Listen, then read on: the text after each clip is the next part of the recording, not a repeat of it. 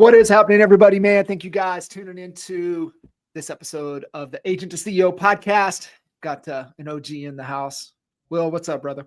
Hey, what's going on, John? Thanks for having me on. Yes, sir, man. Good to see you, and man, excited to really jump in with you. We had been a little bit since we've been able to kind of catch up and knowing the direction and the decisions that you made, and I'm excited to get into a couple of the things prior to getting in the decision, but the decisions you made prior to heading into the new year, probably something that you've been focused on in 25 to build into 26 and into the future. So yeah. I'm excited to jump in, but man, give a little backstory, give a little context, maybe even take it back even to kind of the origin of you getting into real estate. I feel like you've made, just a few different decisions and pivots throughout your career, and ultimately, like, what is that, North Star that you're making the changes to. But I think,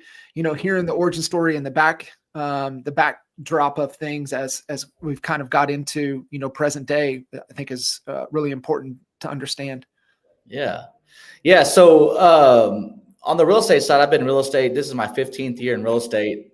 Previous to that, I sold life insurance, and I had a pretty good business doing it.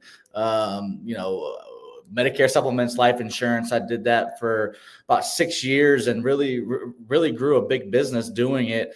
Door knocking, just doing everything. I was doing everything that I was doing to build my real estate business. I learned and build those skill sets through the insurance business.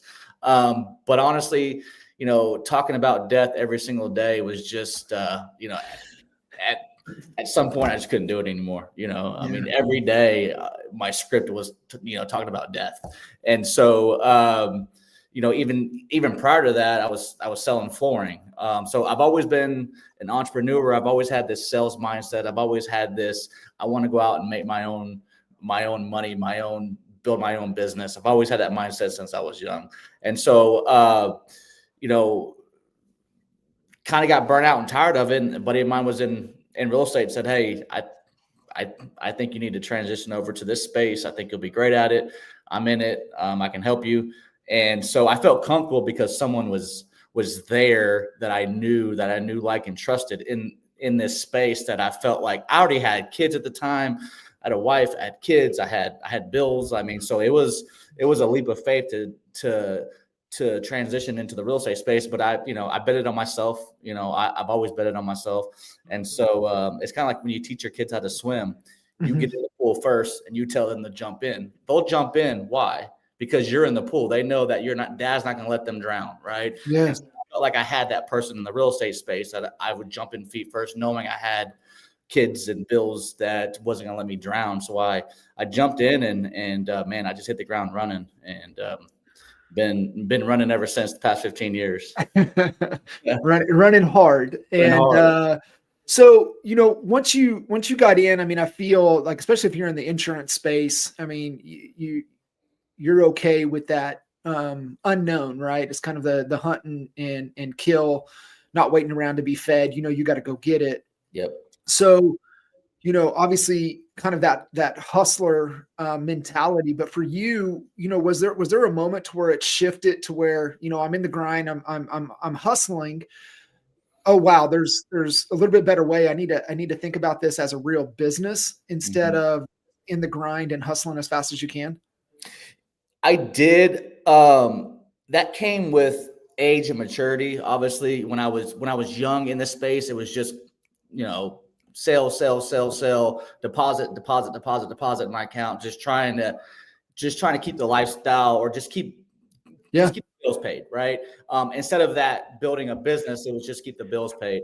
I would think, I think my last couple of years of my insurance career is really when I actually got with a guy. He's still a mentor of mine till this day. And I transitioned to the big company, to a small mom and pop insurance brokerage, and got with the owner, and he's been a mentor of mine ever since. His name is Stephen Thornhill, and he started teaching me about the business side of it, which really changed my mindset from a commission-based job to this is my business, right? This is my career. This is my business. This is something that I should be proud of, and start looking at, different ways to grow the business side of it, not just my bank account. And so he really helped me there. And then obviously when I transitioned into real estate, I kind of already had that little bit of mindset. But again, I had another great mentor in real estate when I got into the business with Shane Willard. That I first started with Shane. I had another great mentor that helped me with that as well. And really, I just keyed into that mentorship, right? Of like, I knew that there were certain people that were pouring into me, showing me this business side of it. And I had to continue that. And so just aligning myself with great people. And then I met you, aligned myself with you. You helped me a lot. So I would say just me really understanding the business side of it was just like just connecting with mentors, people that were already in that space doing that. Yeah. And I love your pool analogy. That's so good. When you look at, the mentors, throughout your career, was there a common theme amongst the mentors that kind of really resonated with you?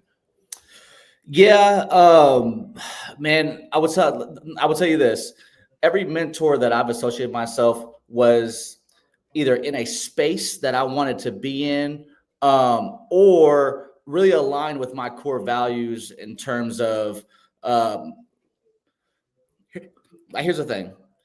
You are one of the people that I associate myself with because you build businesses around people. You don't just have this certain way of training and this certain way of mentoring, and then and just, hey, this is the way I train. This is my mindset. This is what I do. And if you are in line with that, great. If not, you're probably not going to get anything out of it. The mentors were like, hey, what do you want to do? How do you want to grow? What space do you want to be in? And let's build it around that. Right. And that's what I love, instead of these gurus and these, these trainers that, are training and all that, but they don't really understand you first and then try to build around you. Right.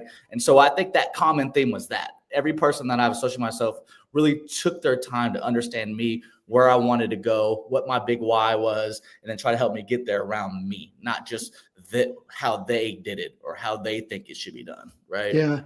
No, I love that. And it's really because I think, to your 15-year run point, right? Running more than a decade, on your way to 2 decades.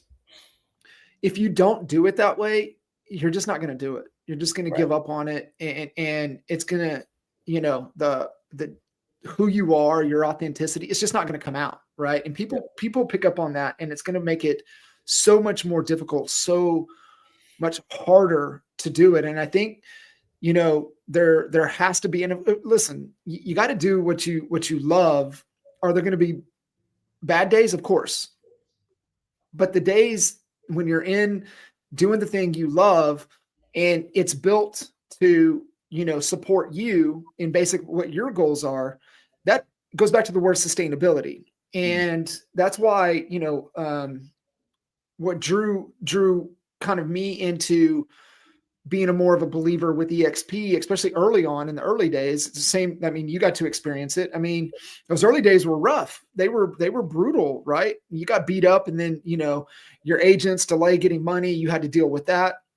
And the one word that really, really stuck out to me was the sustainability. And, we make decisions based upon, what's going to be sustainable. And I think when you build a business around you and your passions and what you love, that is enjoyable, those tough days aren't so tough. Sure. And how important that is. When you were, kind of building that around, and you've pivoted, you've adjusted quite a bit. I mean, kind of what is that decision process that you kind of go through? It's almost like going into a clothing store, trying on a piece of clothing, and you're like, yeah, it looks good on the rack, but I don't like the way it fits on me. Mm-hmm. And so let's try something else. What is kind of your philosophy, your approach as you're navigating? And maybe what might help is like, what's the North Star? What are you working towards? Yeah. I'll tell you this. When I got into real estate, I immediately became obsessed with real estate. And here was one of the big reasons why. When I went to a party or a function, and I was in the insurance business. No one talked to me about insurance. No one wakes up in the morning and thinking, I'm going to buy some insurance today. People actually were walking. I mean, they didn't, because I was an insurance guy, right? When I got into real estate, what's the number one question everyone asks when we go to a function? How is the market? What are interest rates, right? I was like, wow, these people want to talk to me because of the industry I'm in. And I found out that people want information, right? Everyone drives by their house or drives to their neighborhood, sees for sale sign, are wondering what that house is listed for. They might even go to Zillow and look it up because it might directly affect their equity, in their home. And they want to know what home sold. They want to know what their house is worth. Like, people wake up every day. The American dream is to own real estate here. So as soon as I felt that, I immediately was obsessed with this business. I was obsessed with real estate. And so, my goal through this whole process when I started was, again, to establish myself, get commissions coming back in, because that transition was tough, and then start, looking at building a business through real estate. But my goal was, I always had an exit strategy, right? I always had something in mind that I was looking towards. Did I want to show homes every single day for the rest of my life? Absolutely not. That's one thing that I knew, right? So then I changed to, okay, I'm going to dominate sellers. I knew working with buyers got me through the first year and a half. It got me going, but I knew I wanted to work with sellers. Once I started working with sellers, I was like, okay, I like this space, but I was getting buyer leads that I didn't want to work. So found an admin. I got, again, having mentors and people with me helped me build this business. I was at Keller Williams at the time. So, they're all about teams and team and leverage, everything. Yeah. Leverage. So I started building this team. I was like, ooh, I like this leverage thing. I like what Gary's putting out about leverage and how to build this. So then I became obsessed with building a team because it provided uber leverage for me, right? I knew I didn't want to show homes for the rest of my life. And I knew I didn't want to be in the grind because I had this business CEO mindset. I wanted to lead. And I've always been like that. So I knew that the team, I became obsessed with leadership when I started building my team. Obsessed with it. Like, I wanted to be the best leader. I want to have the best agents. I want to build the biggest team. And so I became obsessed with that part of it. And so it's been just like you said from the beginning, it's been this continue grind, but I'm always leveling up and moving forward to that ultimate goal, which is got me to EXP, because EXP gives you three things. They give you time freedom, location freedom, and financial freedom, right? And then so I bought into that, right? Then I became obsessed with those three things. And I still had a team, but I wanted more above and beyond the team, because the team is still localized, right? It's still localized. And so then I became obsessed with those three things: time freedom, location freedom, financial freedom. Okay. That's what I became obsessed with. And I wanted to figure out how I can 100% maximize all three of those in my life. And so that's cool. And I'm still on that, right? I mean, I'm still trying to achieve those three things, because I'm not there yet. I'm working towards those three things, but trust me, those three things that EXP provided me in my mind to obsess about and to have something to look forward to, it's still presently right here that I'm working towards those three things. Yeah. And I think, you nailed the word. And we were talking, we'll get into it, just kind of the size of your company, but the PBD, one of my favorite reels, and I don't know if we put it out at the beginning of this year or is it at the end of last year, but if you get a chance, man, go check it out. I think you could type in, if you just go onto Instagram, and I think you just do PBD or, Patrick Bet-David, obsessed. He did a really cool, he was at one of his kids' soccer matches, and immediately he knew, soon as the match started, he immediately knew something was different about the other team. And so, he goes and he starts talking to one of the players' parents, and he's like, "Who are you guys? Why are you guys so different? What do you do?" And just typical inquisitive as PBD is. And he's asking, like, "How long do you practice?" "We don't practice, we train." Right. And just kind of going through the whole thing. And he's like, wow, this is a whole nother level. So he's having the conversation with his kids, and he really breaks it down, right? There's 3 types of people. There's interested, right? There's committed, and then there's the obsessed. And very few, right? It takes on the obsession side of things. But in this industry, man, I really think with anything in general right now, if you're not understanding, what it is to be successful, what it takes, and is that something you're willing to commit to, I don't think you have a chance. This is not for the interested anymore. Right. This industry, I mean, you getting in 10, 11, you went through that headwind. That was not, easy sailing. And then you got to ride through an easy selling market, but now dead on headwind again. Yep. And so you're not going to navigate those waters by just being interested. I mean, you've got a bare minimum entry level to be committed. Then there's the very few that are obsessed. When you staying obsessed and continuing to grow, you said one of my favorite words, and you said you just became obsessed with leadership. Mm-hmm. Do you feel, as you've seen, other business owners and agents and things coming in, especially that have a tremendous amount of success, because it's chaos, right? I mean, it's operational chaos is kind of especially where your business is at, right? Revenue wise, where your business is at. Is it typically, what do you see missing most? Is it leadership? Is it operations? Is it accountability? Is it clarity? Like, what do you see that's missing most for agents that reach like $1 million in GCI and beyond? Where do you see the chaos? What's missing usually? Man, that's a great question. I mean, obviously the easy answer would be all of the above, right? But here's what I see when agents, and this is true, and people are lying if they're not thinking this or have gone through this. When you hit $1 million in GCI, or you made, $250,000 in GCI that year, you're going to get this little swag to you, little like, I don't need to make those calls anymore because I just made 250,000 or I made $1 million. So you kind of have this little ego, you get this little small ego, and now all of a sudden you're not doing the activities. This is what I see. You're not doing the activities what got you to, $250,000 in GCI or $500,000 in GCI or $150,000 in GCI, whatever that is, right?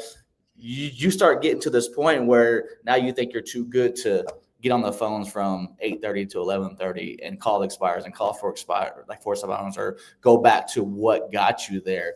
I had a little bit of that, right? I mean, I had to catch myself, and that's why I have great mentors and leaders, because they had to check me like, hey, you're saying that you're not good enough to get back on these phones, but you just said, like you just told me you made $800,000 this year, but you're not willing to go back and do the same things because you've already done that, right? And so I think people look to grow too fast. They look to say, hey, I've made this money. Now I want to hire all these people, or I want to get a buyer's agent. I want to get an admin. I want to do all this, but they're not willing to go back and continue to do the same things that got them there. They're just going to rely on that.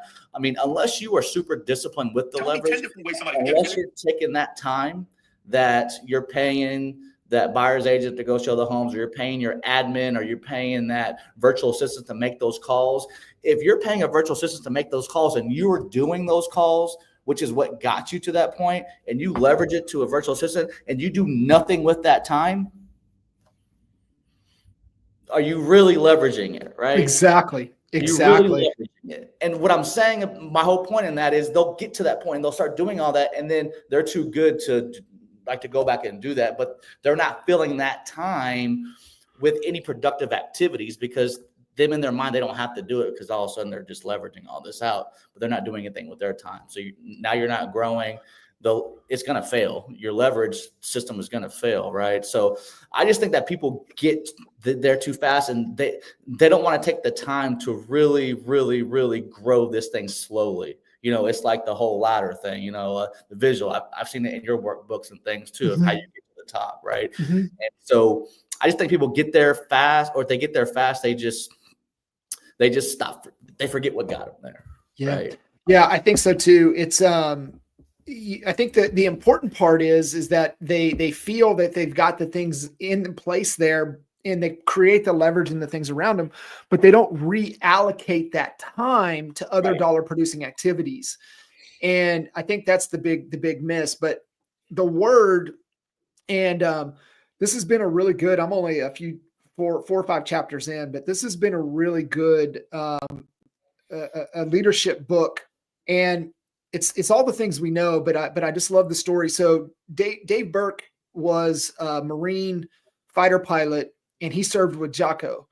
And when he finally got out and I think retired from the military, he ended up going to work with Jocko at Echelon Front, and where they work with corporations and install leadership and leadership principles. But if you remember how Extreme Ownership was written, which I think is one of the best formats, you tell a story, you distill the principle, and then you apply it to business. Well, he did the same thing. Dave Burke did the same thing. Obviously working with Jocko, right? Have the blueprint to be able to go through it, but it's called The Need to Lead, and played off of it because he was a Top Gun instructor. But he also served on the ground with Jocko. And so being a Marine on the ground, but then he was also a Top Gun instructor and one of the best fighter pilots, and trained in the F-16 and the F-18. And it's just really good going listen to the story. Chapter 1 is there are no business problems. There's only leadership problems, which I think you and I both subscribe to that. But the second chapter, he said the number one word in leadership is humility. And listening to you kind of talk about the complacency that agents get into, they get kind of that ego kind of in place. And he gives a really, really good story. I mean, I highly recommend the book. And like I said, I'm actually still on chapter 4. So it's really, really good. But as I was listening to you kind of share, that just made me think of that, of what Dave was talking about. I was like, because somebody's going to check you. And he gives a great story, what happened at Top Gun school, where, he thought he was the best and he got checked. And so I think it's just really good, to your point, to have those great mentors out there that will, kind of check you and put you in place, I think is really important. Absolutely. And great leaders should have those people who are not scared to check you, like those mentors, those coaches, those leaders. You don't want yes men as mentors, right? You don't want someone that just always agrees with you just because, they want you to keep spending money with them or whatever, because you're always agreeing with them. And you know what I mean?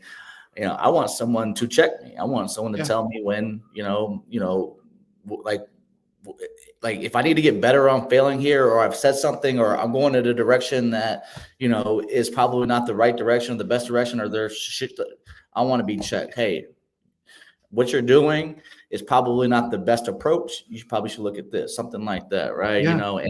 And then helping put something together for that direction, because that's how I am. That's how I receive. Like, I don't mind being checked, but I don't want you to check me and then that's it. Check me and then let's help me put together a plan for whatever direction you feel like, we should be, like where I should be going. Right. So it's like, check with the plan, Yeah.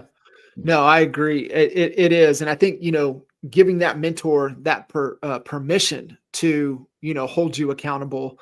Yeah. And I think if you have that, then that allows you to learn, because, you're jumping into the pool, but it also, you get to model that behavior within your organization. And, for you, I think it's important to think through the decisions, right? Like what you were obsessed with building, and really looking at kind of where you're at. Can you kind of talk through here on the decision filter? And I had the opportunity, I was working with you during this time as you were making the transition. You're leaving, mentors, going into a company that's changed your, time freedom, money freedom. And you're like, I feel like I'm capable of more, right? And you made the decision to, your own brokerage, your own company. I think we talked through pros, cons, and kind of what was your decision-making process? That's what I'm always more curious about, not the decision, but how you came about making the decision. What was the process for that decision? And talk through a little bit like that, because, a lot of people, would be like, dude's crazy. Like, why would you even want to do that? Like, what's going on here? But you had a process that you worked through to be able to make that decision. Yeah. It was not an easy decision. I absolutely love the position that I was in at that time. I was at EXP. I had a pretty good downline. I was looked in my downline as kind of that mentor, that leader. Yeah. And so it was a tough decision, but a lot of it had to do with, not a lot of it, but some of it had to do with some localized stuff. I'm not going to get into that, but some localized stuff and some hangups and some tension with me and the company, on the local level. But here's what I'll tell you. My growth path was getting to a point to where I had accomplished a lot, right? I had accomplished, at one time I was in the top 50 in the entire United States in production at one time in my career, right? And so I grew and led a really, really great production, like production team. I went to EXP and grew a really big downline and still have production and was still doing these things. But then that time, freedom, location, freedom, money, freedom came in, and EXP does allow you to do that with their downlines and, and that whole model. But I wanted to scale more in the real estate. I wanted to get into another avenue of real estate. I wanted to get in more of the investing side. I wanted to get in some more in some development side. I wanted to get into that space.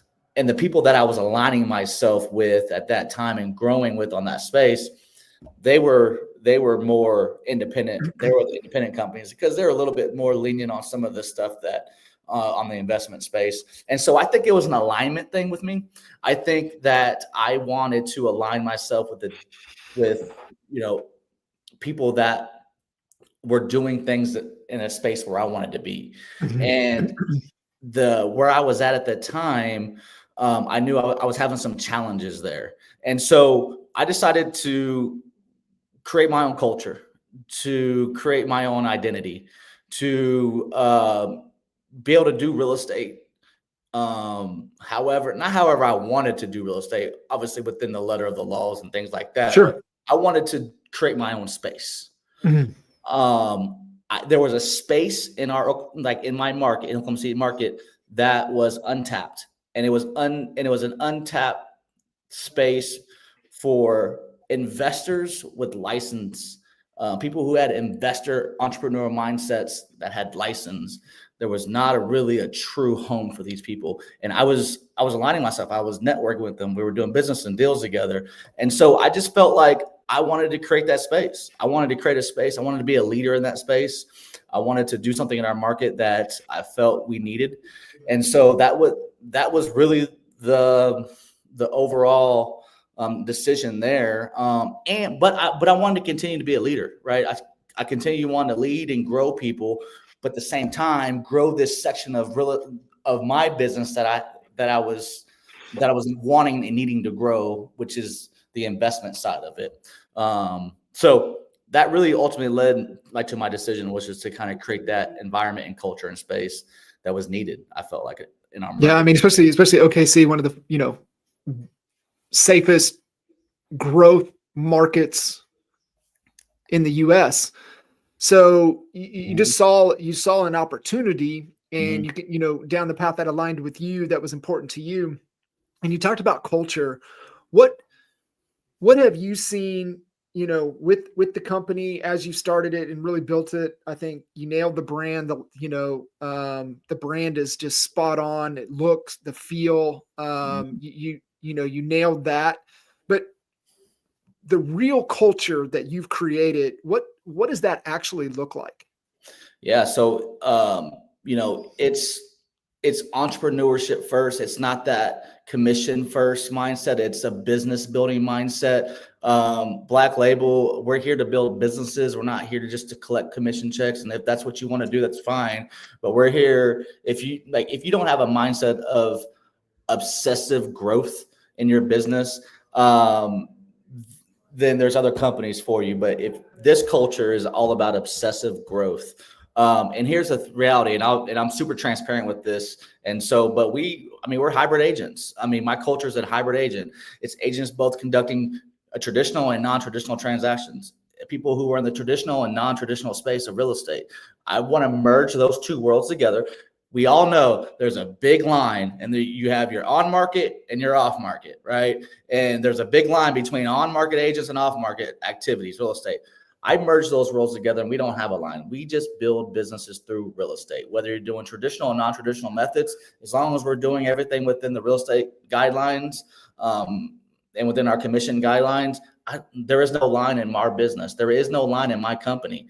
We are hybrid agents. We're both. I just did a training today on fix and flips, buy and holds, BRRRR methods, all of that, right? I mean, I'm teaching agents how to go find private money and connecting with my private money lenders and how to buy themselves and how to find, flip money and we're teaching this, we're coaching this, how to go buy real estate yourself. I don't care if you have bad credit or you don't have much money, but if you have a mindset and you have an obsession to go do it, I'll help you and give you my connections, and we'll do it together. But we're coaching and teaching our agents that at a high level. The room was full today on teaching fix and flip and how to find money and how to do the BRRRR method and how to, buy, rehab, refinance. That's the culture that we have. That's what we're building. And oh, by the way, by doing these methods, we're still knocking down traditional listings. We're still helping buyers and, buy homes. I still have luxury agents doing, luxury like real estate. I have them all. Right. If you guys if someone goes to my website right now and looks at my agent roster, it'll be a multicultural brokerage. You will see Hispanics, you will see African Americans, you'll see, whites, you'll see Asians, you'll see them all. Right. Because I'm multiracial myself, but that's just the culture there's people that come to me, just to be honest with you, and say, hey, I'm coming to you because I feel comfortable here. Because there's people that look like me, whether they're brown skin or black skin or whatever. They look like me, and I feel comfortable here, right? And so that's the space that I'll create. That's the culture that we create, right? Is we're just entrepreneur business building, and we're just doing real estate, right? We're building real estate businesses. One of the things that I see in everything that you said right there that I hope more people can grab a hold of.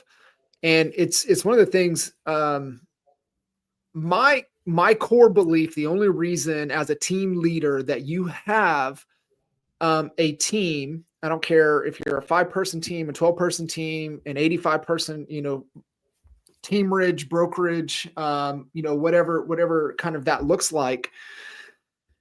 If you're not utilizing your business, which is a vehicle to unlock wealth building opportunities, what are you doing? Like, really, truly think about that. What are you absolutely doing if you're not using that to build wealth? Because the reality is 99.99% of people that build teams, build these companies, they actually don't build something that they can sell. Right. There's the exceptions, but for the most part, it's not something that you can really sit back and think, man, I'm building this to be able to escape. I'm going to be able to sell this one day to where I can retire. That's just the reality of that is just, it's not true. So if you're not thinking about it to build it. And so when I'm hearing you describe the culture and who you're for, who you're not for, you're really helping people that have that. I want to be able to have true freedom of time, of space, of money. And I want to do it through real estate, which I also believe is the best vehicle to do that. And being able to unlock opportunities that most people are never privy to. And you're creating a culture and an organization of people that want to help each other get to that financial freedom. 100%. 100%. And that's what we're doing every single day. We are doing business building activities, and I'm helping people scale through real estate. I mean, there's people that have been with me for a year, and I had a guy, I think he's bought 6 homes this year himself. He's never owned a piece of real estate before. He's been a realtor for 5 years before he came over here. Now he owns 5 houses by just plugging into this culture, plugging the people that say, yes, you can. You don't have to have this. You don't have to have the perfect. You don't have to have 20% down. You don't have to do all them. And the guy's mind's blown. Like, all I've been known is I have to have 20% down to go buy an investment house. Like, well, no, that's not true, right? Yeah. And I got to have all this money to flip a house. I don't have all this rehab money. Well, you don't have to. Yeah, you do have to have some money. But I guess what I'm saying is we're just changing people's mindsets in terms of, if you want to scale through real estate, but you also want to be in real estate and still do real estate, this is a place you can feel safe in and do all of that. Yeah, 100%. It's like you said, we have the culture to build it around what you want to accomplish. Like, Yeah. hey, if you want to go out and just crank, 50 houses a year, we got you. We'll support you on that. Yeah. And so I think that's really, really unique, and being able to, provide that structure to be able to pour in, but it also is probably really fulfilling for you as well. It is. I will tell you, man, a lot of people say this as a cliche, but it's true. And you know me, it's true. Like, the reason that I obsess about the leadership part of this business is I love seeing my people win. Like, yeah. I love seeing my people win. And so I have an agent that's doing really, really well. He's like, hey, man, what was your best sales month? Hey, what was your best sales career? Hey, what was the highest price you've ever sold? What was your highest GCI? Because they're looking at me like, hey, he's like, because I want to beat that. I'm like, please do. Let me show you. Come on, beat me. Yeah. Here it is. But, I got people like that, right? Like, just looking at me like saying, hey, what was this? Because now they have something like, okay, if I beat you, then, I beat Mahan this month in his top sales or whatever, right? So I got people like that. It's fun, man. We have a lot of fun.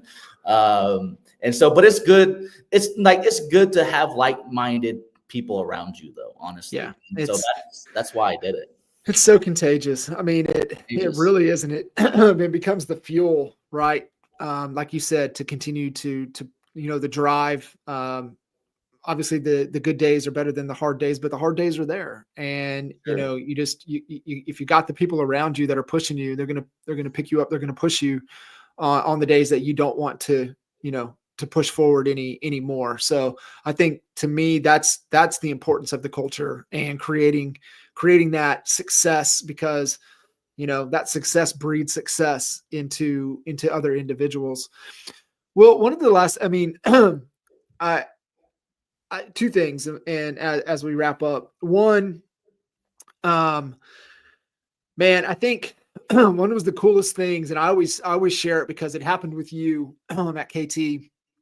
We were going through the kind of what you're the best in the world at and what you're exceptionally good at, and you were going through there, and you're like, man, I'll go head to head with anybody on the listing side, and I am with extreme confidence that I'm going to win. Mm-hmm. And you go, but bro, like, I have no passion. Like, it gives me no energy to do that. Mm-hmm.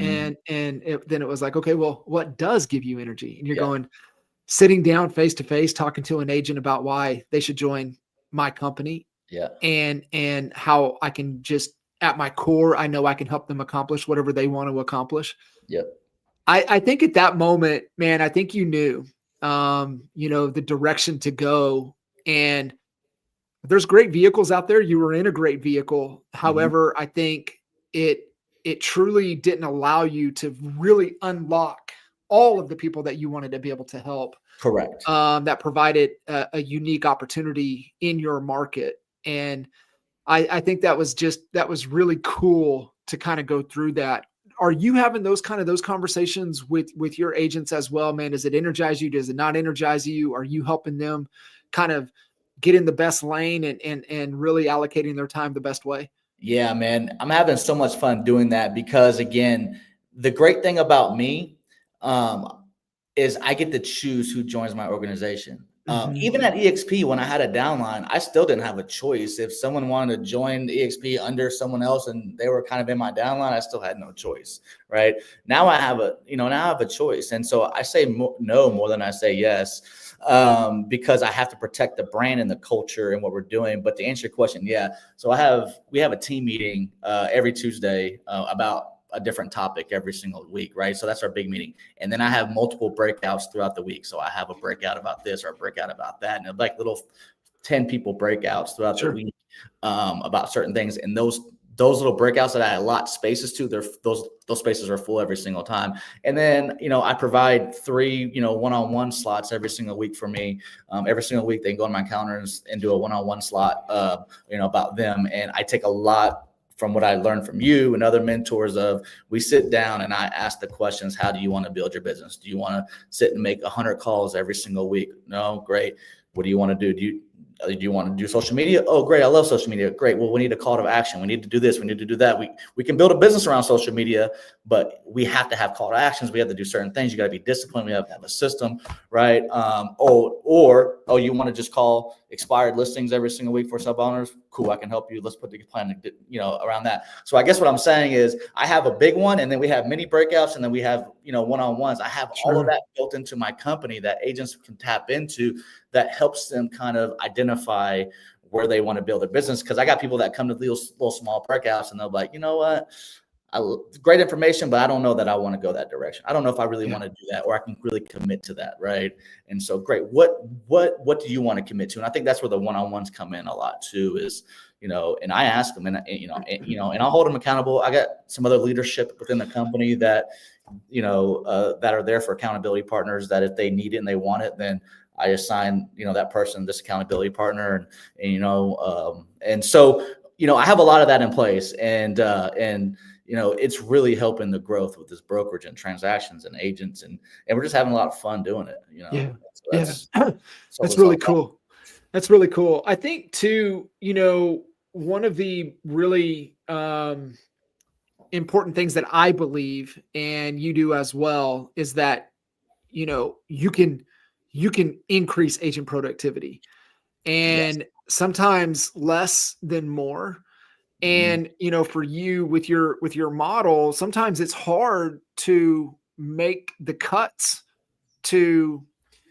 it's kind of like being a gardener, right? And your job as the gardener is to sometimes prune up the things in your garden that are growing a little bit taller and not allowing the sunshine through to the plants down below that are trying to grow themselves. Yeah. And so, when you look at you cutting, from a substantial size company and, 25%, 30% reduction in agents, that's really hard for a lot of people to make that decision. And so you had the courage to make that decision because you knew you needed to make room for those that are truly showing up to be able to thrive. But being able to see that, and you're starting to see them perform at a higher level, what do you think, what do you see as the leader amongst leaders within your organization? What do those high performing agents on your team, whatever high performance for them in their goals, right? What did they do consistently that the average agents that you had to prune don't do? Listen. Yeah. Show up. I mean, there's no other word other than show up. Consistently, right? Show up consistent. Those are the 2 words if you put them together, right? Showing up consistently. I will tell you this, the top people in my brokerage, the top agents, we do every single month, I do a top-down report and I put it out there. There's some brokerages that they're scared their agents down here will get mad, but I put our agent production out every single month. If you look at my top 25 agents, I see them every single week. They were in the room today. We do trainings every Tuesday.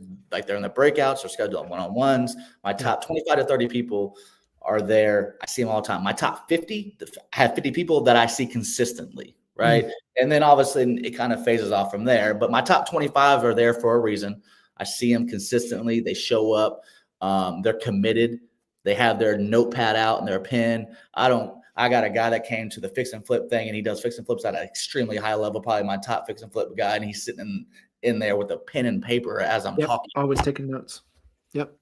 Shows up, right? And so I had, like to your point, I made the decision to cut about 25, 30% of my brokerage because I came to a realization as, well, let's start here. I have a flat fee brokerage, right? I don't take Mhm. percentage now. So in my mind, when I grew this brokerage, That's what I mean. That's why, like, I think understanding what your model is, flat that's fee brokerage. real hard decision to say 30% of you guys got to go. Yeah, because in my mind, it was I need bodies, I need transactions to grow financially.